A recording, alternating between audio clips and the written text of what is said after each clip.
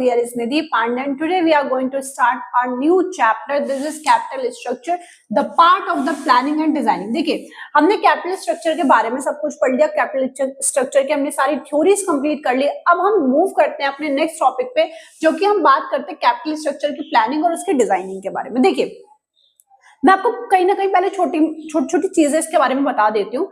देखिए capital structure, आपको पता है कैपिटल स्ट्रक्चर वो रेशियो बताता है जिस रेशियो में आप अपनी कंपनी की कैपिटल को, अपनी कंपनी की कॉस्ट ऑफ कैपिटल को आप डिजाइन करते हैं। ठीक है, जैसे कि आप किस रेशियो में इक्विटी लगाएंगे, किस रेशियो में डेट लगाएंगे, किस रेशियो में ट्रेंड अर्निंग, किस रेशियो में प्रेफरेंस शेयर एंड ऑल। तो आप वहां पे सब कुछ, वहां पे आप सोचेंगे कि किस रेशियो में मुझे क्या लगाना है, तो यहाँ से आप अपनी कंपनी का कैपिटल स्ट्रक्चर तैयार करेंगे। फाइन।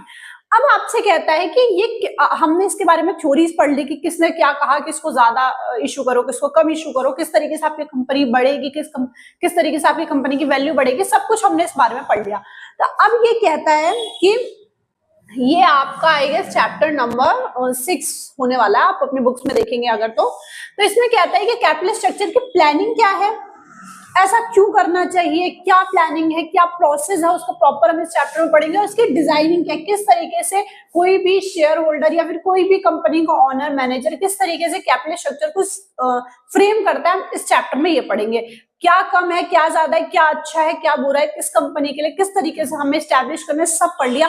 अब हम देखेंगे कि क्या प्रोसेस है, क्या फ्रेमिंग होने वाली है, तो पूरा थ्योरी चैप्टर होने वाला है। एक चीज मैं आपको और बताना चाहूंगी, देखिए just wait for a moment. देखिए मैंने आपको एक चीज बताई थी कि मैंने आपको I guess cost of capital का पार्ट सेकंड में बताया था कि हम किस तरीके से ईबीआईटी निकालते हैं इस चैप्टर में, और आगे जितने भी फर्दर चैप्टर्स हैं उसमें हमें इसकी जरूरत पड़ेगी। और आपको एक चीज और बता दूं, ये जो भी हम डिसीजन, मैंने आपको इस वीडियो के चैप्टर में वीडियो 1 में, आप डे 1 में अगर जाके देखेंगे तो मैंने आपको बताया था 3 तरीके के डिसीजन, कोई भी जो भी आपका फाइनेंशियल मैनेजर है वो 3 तरीके से डिसीजन लेता है। फर्स्ट वन इज देखो 3 तरीके से डिसीजंस किस लिए लेता है, वो कंपनी को चलाने के लिए किसी भी तरीके से वो अपने 3 तरीके के डिसीजंस लेता है। First one is investment decision, invest कहाँ किया जाए। Second one is financing decision, finance लाया कहाँ से जाए। और third one is dividend decision, right.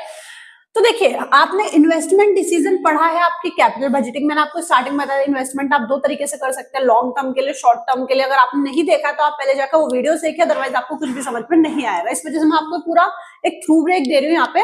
देखिए मैंने आपको बताया था कैपिटल बजटिंग हमने पढ़ा, ठीक है, वो आपका लॉन्ग टर्म एसेट्स के इन्वेस्टमेंट में था। और उसका पार्ट सेकंड जैसे कि जो शॉर्ट टर्म है वो हम यूनिट नंबर 5 में पढ़ेंगे, दिस इज वर्किंग